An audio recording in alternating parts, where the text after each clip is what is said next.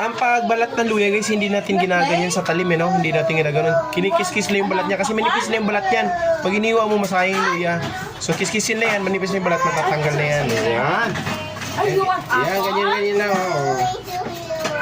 Kinikis-kis lang yan guys, luya. Yummy! Oh, sour! Sorry! Hi, Kuya Yingye. Bakit umiyak si Aba? Kwento nga ni Aba, bakit umiyak? Oh. Bakit umiyak? So yun na guys, oh, balat na. Kinikis-kis lang yan, hindi na ininiwa, hindi na dinanong talim. Kiss-kiss lang ang luya. Yun. Okay na, salamat. So yun guys, ang paghiwa na luya natin guys, ay dudurugin natin siya ng pinoy, no? Kasi pag hiniwa lang natin siya ng hiwain malalaki, hindi siya nakakain. Tinatapon lang siya, masasayang yung luya. Kaya kailangan durugin mo siya para masama siya sa pagkain natin. Ay yun, no? Ganun po yung sikreto nun.